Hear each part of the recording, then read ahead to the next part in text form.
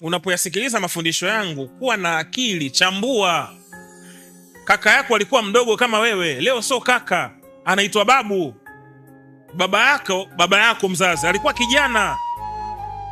Usikubali njia ile ile aliyoitumia yeye na wewe kuitumia ili na wewe uferi kama yeye.